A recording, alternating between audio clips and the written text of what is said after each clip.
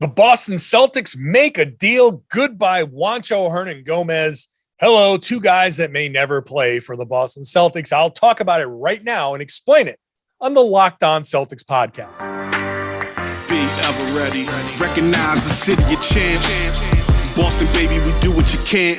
Locked on number 18, Tatum and Brown, J-team, step back. We gon' wet that and slay teams. Of course, the Celtics, who else could it be? Screaming like KG with the Larry O.B. Karalis above average, assessing the team status. Best daily pod, no cap, salary matching. Clutch like Bird the DJ, keep John on replay. Prime time, dapping up the truth on the sideline. Raining J's, how it started, raising banners, how we finished. Locked on Celtics pod, home of the winners. B. Thank you for making Locked On Celtics your first listen every day. Locked On Celtics, free, available everywhere podcasts exist. Show is on YouTube. Please watch the show on YouTube. Really appreciate you doing so. Thank you for all the kind comments in the YouTube comments. I'm John Karalis. I cover the team for Boston Sports Journal, and I've written a book called The Boston Celtics All-Time All-Stars, which is available now wherever books are sold online and on my website, johnkaralis.com. For $30, you get a personalized signed copy. This is the second Locked On Celtics podcast I'm recording today, because the first one I did before the Celtics traded away Juancho Hernangomez. And for a second there, I thought, well, it's not a big deal, but it actually is a big deal. It's complicated. So I'm going to spend the first couple of segments talking about trades and stuff like that. And then in the last segment, I'll talk about the Charlotte game and what's coming up. Let's start with the details here, the particulars. Juancho Hernangomez goes to San Antonio. San Antonio sends Bryn Forbes to Denver. Denver sends Bol and PJ Dozier to the Celtics. And that gives the Celtics a bit of tax relief. So they started the day $3.7 million over the tax line. Now, that doesn't include Jaylen Brown incentives, which may kick in, but also might not. Like if he doesn't make the All-Star team, that's like $1.5 million that doesn't kick in, which might have. It was a likely incentive. He had made it last season.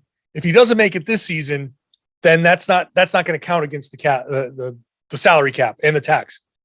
So right now, as of right now, $3.7 million over the tax line. Well, actually, before the trade, Juancho makes 6.9, Bol makes 2.1, Dozier makes 1.9 approximately. So that's $4 million or so. It's a little bit more than that. It's a little bit more than $6.9 million. So it's basically $2.9 million in savings. So the Celtics are still approximately $800,000 over the tax line, give or take a couple of bucks. So to me, the Juancho deal is strictly financial. Let me start with the obvious question. And I've seen it. It's been asked of me already. It's been DM'd and emailed and all of that already. Why not just keep Bryn Forbes, right? You got a shooter there. Well, Denver wants Bryn Forbes. Denver's the team that probably got involved with the San Antonio Spurs and said, what would it take to get Bryn Forbes? And, will you take these guys? And San Antonio's like, well, we don't want these guys. And so now you get a third team involved and they call the Celtics and they say, all right, do you want these guys? And we say, okay, sure. I don't think it's the Celtics calling and saying, hey, Bryn Forbes, we want Bryn Forbes.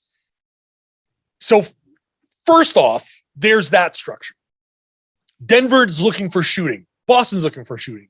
If Denver says, we have a deal for Bryn Forbes, then okay, San Antonio wants something else. I don't know that they want Juancho Hernangomez. Maybe they do. Maybe they feel like they can rehabilitate his game, and maybe they find him useful for some reason. Who knows? We'll see what happens. Of course, I can see a scenario where Juancho goes to San Antonio, plays well, gets playing time, plays well, and people are like, what is going on here? Why didn't he play in Boston? So keep an eye out for that. So I think that there's some structure of the deal that Bryn Forbes was not an option for the Celtics. If that's the case, then you get involved as a third team and you save a little bit of money. The Celtics send out Juancho. Why do it this way? Well, to me, what makes sense is Juancho goes out to San Antonio. they, for whatever reason, want him. You don't salary dump him to the Oklahoma City Thunder. Oklahoma City Thunder are the team that everybody's looking to. They're at the center of everything that's trying to be accomplished in the NBA this trade deadline, because they're $20 million under the salary cap floor. So you have a salary cap, like the hard cap at the top for some teams that trigger that. At the bottom, there's a floor. And that's a minimum salary that a team is supposed to pay. The Thunder are $20 million below that. So what happens is if you don't reach that by the end of the season, that extra money gets distributed equally to every player based on the percentage of their cap. Then they get that percentage of the money. So everybody in OKC stands to get a raise because they're not up to the floor. But that also means that they have ways to, they have money to spend. They have space. They have space to be a player. They can help teams. How does this help Boston? Boston's $800,000 over the tax. No problem. We're going to do two separate deals. This is my theory. $2.1 million of Bol goes to Oklahoma City Thunder for a heavily protected second round pick that will never convert. And the Celtics send $2.1 million in cash. The Thunder waive Bol. Boston pays for it, but it's not on Boston's cap. The Celtics can waive them, but it's on their cap. And if they waive them, that's $2.1 million in dead money. It's $2.1 million of dead money on Oklahoma City's cap as well, but they're below the floor. So if you do two separate deals, because you can't aggregate these guys, you do two separate deals. Here's a deal for Bol. $2.1 million. Here's Bol, $2 million in cash. And we get a second round pick back in Boston and whatever. He gets waived. Goodbye. Then you say, here's PJ Dozier, $1.9 million. We're going to give you $1.9 million in cash. They waive him. Goodbye. Boston pays that money, but it's not on their cap. So they now go essentially $3.2 million under the tax. So they save money because they're not paying on that tax bill. The Oklahoma City Thunder are now $16 million below the floor rather than $20 million. They have now saved $4 million in actual cash for doing nothing. You get a guy, you waive him. Goodbye. Same roster spot. Get that next guy, you'll waive him. Goodbye. That's $4 million in actual money that you don't have to pay out to anybody, because on your cap sheet, you got $4 million of dead money. That counts. That counts as salary being paid out. So they save money. It's a dirty trick, but it's actual money that is not going to get spent. It makes sense for OKC to do this. The Celtics could keep one of these guys. They could be like, hey, we're interested in Bol. We're interested in PJ Dozier. We're going to keep him. We're going to, we're trading for, bird rights or whatever. Who knows? Maybe this guy could be useful. Maybe. So there's certainly a possibility. PJ Dozier has an ACL tear, by the way, done for the season. Bol just had surgery, or is going to have surgery on his foot, and he's out for like 12 weeks. So he might not come back this season. And I can't imagine him being a useful player. The guy's 7.5 feet tall, and he's just having foot surgery. So you don't just come back from 12 weeks and be like, I'm good. So he's probably done. I don't expect these guys to play. I don't expect these guys to occupy roster spots. So I expect them to be moved. And that's the deal that makes the most sense. It could go to another team. It could be another way to do it. It could be another under the cap team that is willing to play.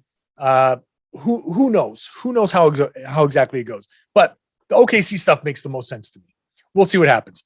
Bottom line, those guys are gone. End of story. Up next, the Celtics. There was some news about the Celtics that is involved in all of this trade stuff. It involves Woj kind of explaining the Celtics are out there gauging interest in these other teams. So, or the value, gauging the value of players. Sorry. of the players, including Marcus Smart and other guys. So I'll talk about that next. First, let me tell you about PrizePicks. Again, I've been talking about PrizePicks for months. If you haven't signed up yet, now is the time, because PrizePicks has an exclusive no-brainer offer for every one of you out there. For a limited time, you get a $50 free. You get $50 free if any player in your first PrizePicks entry scores a single point, just a single point. Very easy. They're giving this money away. You got to use the code NBA for an exclusive offer right now for Locked On fans. You got to use the code NBA. PrizePicks has the best daily fantasy prop game on the market. It offers more props than any other DFS prop operator, and offers all the superstar players as well as bench players that get a handful of minutes. So for the Celtics, you can get Aaron Nesmith, or you can select an over-under on Jayson Tatum. They're available. You pick 2 to 5 players and an over-under on their projections. You can win up to 10 times on an entry. It's just you versus the projected numbers. You can pick players on opposite teams. You can pick players in different games. You can go all over the place. Pick a variety of over-unders. It takes like 30 seconds to make these picks. You can also mix sports. The NFL playoffs are rolling on. You can pick somebody's touchdown passes or yards gained and somebody's three-pointers, like Jaylen Brown's three-pointers. You can mix it all up. So use the award-winning app, or go and sign up at prizepicks.com. Wherever you want to do it, you got to make your first deposit there and use the promo code NBA. You'll get $50 free if your first PrizePicks entry scores a single point. So promo code NBA, $50 free if your first PrizePicks entry scores a single point. PrizePicks is daily fantasy made easy. Today's show also brought to you by my friends at Crack Sauce, CRAIC sauce.com. Local, a Celtics season ticket holder is working in Lowell with local farms, with local employees to make this great artisanal hot sauce that has 10 to 20 ingredients in each bottle. It's like a very complex recipe to give you flavor with the heat that you're looking for. If you like hot sauce, if somebody you know likes hot sauce, this is a great gift. You know, you've got Father's Day coming up, in a couple of months. Maybe Mother's Day is coming up. Maybe Valentine's Day, you want to get your significant other, a hot sauce lover, a gift. Cracksauce.com, CRAIC sauce.com is the place to go. It's a unique gift, and it's 10% off with the promo code Locked On. Again, this is versatile, multi-dimensional stuff. It's not just meant to blow your face off hot, which is fine if you want to do that too. Sometimes I like that too. I'm a hot sauce lover.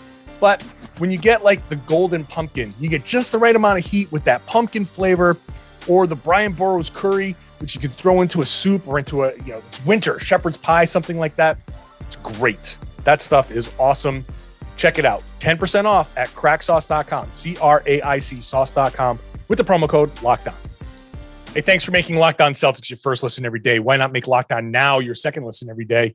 Be a quick podcast, because in the NBA, there are only 2 games going on.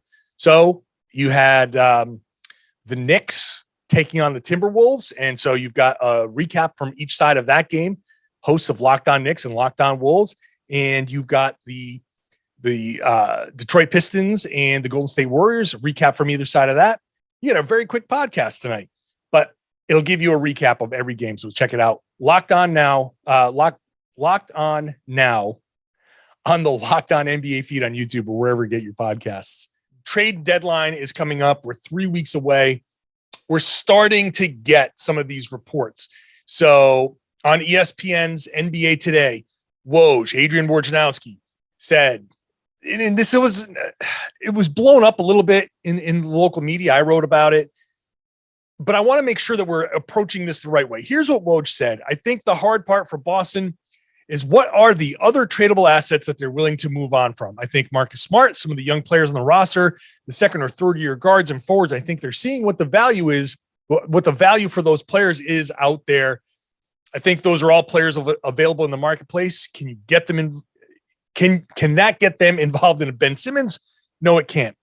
But I think they still want to find, I think, another playmaker, wing player to complement the other 2 all-star forwards. Woj also mentioned that Brad is gauging the value of Josh Richardson and Dennis Schroeder.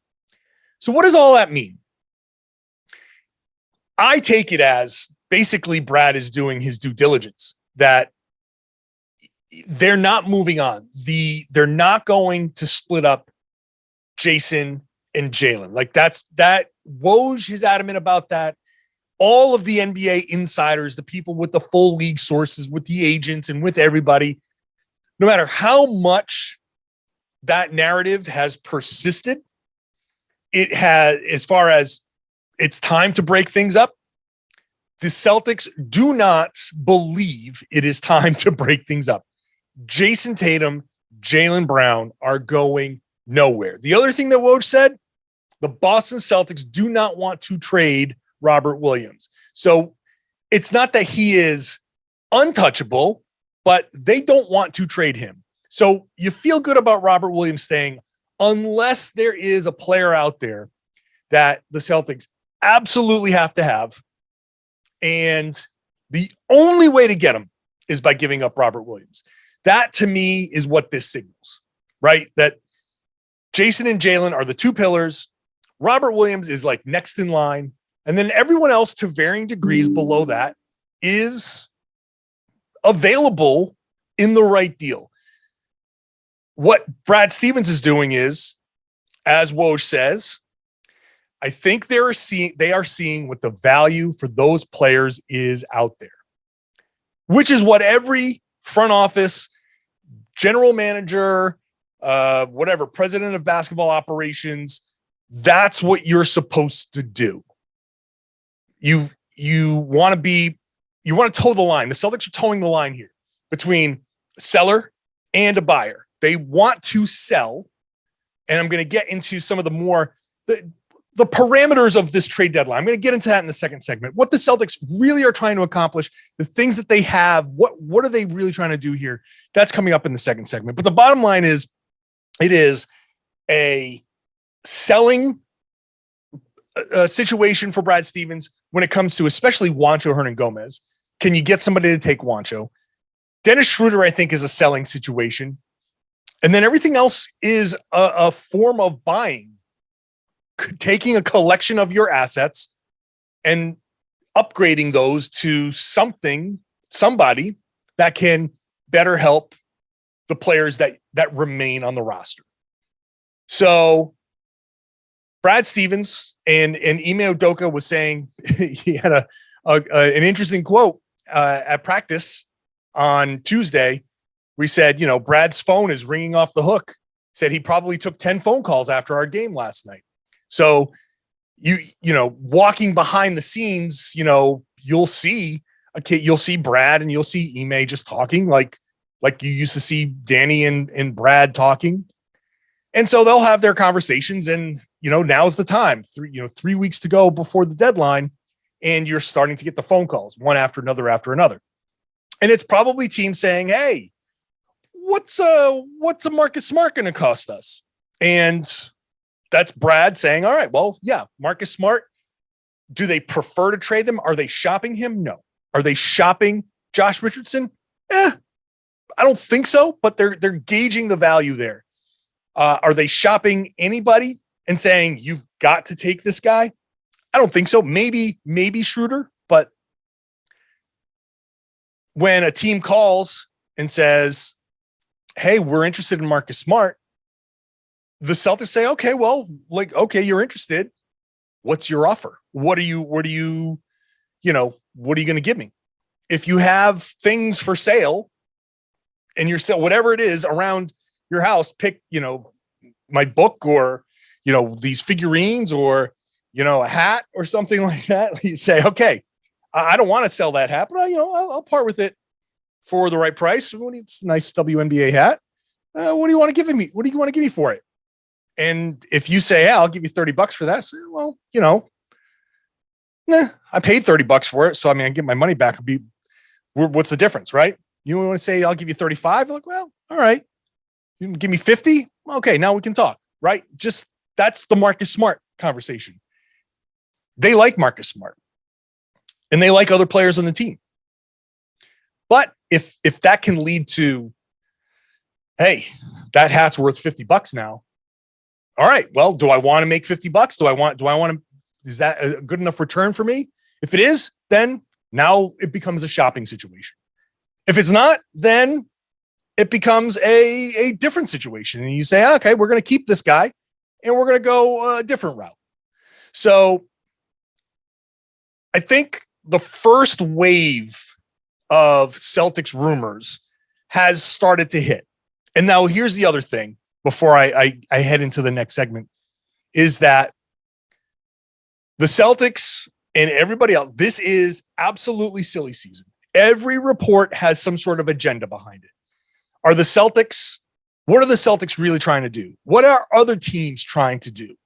What's the motivation behind some of these reports that are coming out that the Celtics might be shopping some? Like, for example, there's a James Harden discussion being out there that, hey, James Harden might not be opposed to leaving the Brooklyn Nets next year. Is he? Is he not? I don't know. But the rumors are out there now. And hey, there's Daryl Morey in Philly, and they have a potential path to get to James Harden if they want to. And hey, we also have Ben Simmons. And if you don't think that James Harden really wants to stay, do you want to risk losing him for nothing? Why not do the Ben Simmons thing now? So don't be surprised that there might be some Philly motivation behind the James Harden stuff. And it's not just, oh, James Harden is whatever, taking it at face value. There's a lot of stuff behind the scenes that fuels a lot of these reports, right? There's just a lot that, and you don't realize it at the time, but there's a lot behind it. Going to come back. We'll talk about what we should expect from the Charlotte game when I come back in just a couple of minutes. First, it's a new year. We've got New Year's resolutions, and Built Bar can help you keep those New Year's resolutions. A protein bar that tastes like a candy bar. It's covered in chocolate, and it's better for you than any candy bar you're going to snack on. I know you're going to have a moment of weakness. We all do. That's fine. You're trying to eat better. You're trying to be healthier. Not a problem if you slip every once in a while. But why not put yourself in a better position when you do slip? Because this isn't even really slipping. You have a candy bar, which let's say is like 240 calories, 30 grams of sugar, dozens of net carbs. Replace that with a Built Bar, covered in chocolate, 130 calories, 4 grams of sugar, 4 net carbs, and 17 grams of protein. That's actually good for you. So you might feel like, oh my God, I slipped. Like, no, you set yourself a safety net with the Built Bar. So clean out those other stashes of junk, replace them with the Built Bars. If you're working out, it's great after a workout. If you miss breakfast, you're running around, it's great. Just grab one and go. It can get you through the day. They've got all sorts of flavors, whatever types of flavors you like, they have them. If you've got a nut allergy, it's fine. If you're on a keto diet, you're trying that out, it works. So go to built.com, use the promo code LOCKED15. You're going to get 15% off every single time. So go check it out, try out little bits here and there. You can go back later and stock up and still get 15% off at built.com with the promo code LOCKED15. Thank you once again for making Locked On Celtics your first listen every day. How about making Locked On NBA your second listen? I'm hosting on Wednesdays. Every Wednesday, I host Locked On NBA as well. Not much to talk about today, right? Yeah, right. 2 games in the NBA, plus Frank Vogel, his job's apparently on the line in Los Angeles with the Lakers. Like, I'm going to go off on that. And then we play a game of real or fake with Paul George and whether his prolonged injury, is going to cost the LA Clippers. You want any of that stuff? Check out the Locked On NBA podcast, wherever you get your podcasts, and on YouTube. Celtics getting ready to play the Charlotte Hornets. A question from Christian in the mailbag, johnkaralis.com/mailbag. After the Pelicans, Celtics are 7-3 in their last 10 games. Correct me if I'm wrong, but I saw that we have the 7th easiest schedule for the remainder of the season. Do you think if the Celtics continue this trend that they will make it out of the play-in tournament? And I think what Christian means is like a 6 seed or above. And I think it's very, very possible here. The rest of the month, you got Charlotte, then Portland, Washington, Sacramento, at Atlanta, at New Orleans, and Miami. Charlotte is a key here because that would be the third win. Portland can be a win. Washington can be a win. Sacramento can be a win. If you can put that together, 6-game winning streak, at Atlanta's tough. New Orleans you just beat. Miami's going to be tough. But you've beaten Miami this year, so who knows? Celtics can close the month strong. Then February, Charlotte again, at Detroit, at Orlando, at Brooklyn, Denver, Atlanta, at Philly, and then Detroit again. So Charlotte is a toss-up. Detroit should be a win. Orlando should be a win. Denver we can count as a loss. Brooklyn we can count as a loss. Atlanta is kind of iffy. Philly, they got to take one of these Philly games. Detroit. So there's a possibility the Celtics can. I think they can. Call me crazy, right? You're gonna be like, John, you moron. Why are you riding the roller coaster? The competition is set up for the Celtics to do what they need to do here. They can get out of that play-in tournament and be a 6th seed, a 5th seed. Now, coming into the season, I said they could be a 4th or 5th seed with the possibility of a few things, going wonky, and you can get up as high as 3rd. Okay, that's out. Overshot that prediction. But if I said 4th or 5th and they go down to 6th, that's a little more disappointing. But in the end, it's less than I expected, but not horrible. They have a strong potential to be there. Charlotte is the key. Beat Charlotte at home. Take advantage of facing the Charlotte Hornets, and you can go on a run. Charlotte, they are last in the league in opponent assists. So move the damn ball. They break when the ball moves. The opponents get more assists against the Charlotte Hornets than they do against any other team, which means move the ball, move yourself, cut, and you will score. They also don't have a lot of rim protection. They are 23rd in opponent field goal percentage within less than 5 feet. It's 63.5%. So move the ball, cut, and attack. Don't settle for threes. Now, they are last in opponent three-pointers made. So they give up a lot of points. I'm begging the Celtics. I'm absolutely begging to attack early and move the ball, cut. It's not that hard. It's really not that hard. I can look the other way from time to time in certain situations, like that Monday afternoon game where, like I said in yesterday's podcast, you spend the first quarter seeing if you can shoot your way to a win and sleepwalk your way to like a 15-point win. I get it. Even though the Celtics shouldn't be in a position to do that, that's just par for the course in the NBA. I don't think that that's acceptable in many other situations, and especially not when Charlotte comes into your house in front of your crowd, when you've had a practice where Ime Udoka said we got to work on some of those specifics. So you don't just have a walkthrough. You have a practice where you actually have a full squad. By the way, Marcus Smart questionable for this game, so it's possible he can return. I don't know if he's going to need that reconditioning or anything like that because he hasn't missed a ton of time, but we'll see. So he's questionable. Aaron Nesmith questionable. He rolled his ankle in the last game. Robert Williams, shout out to Robert Williams again for a son. His son Hendricks was born. Shout out to Hendricks. Awesome name. Rob, I think, is going to play. So you have Rob back, put pressure on the rim. You can get to the rim on these guys.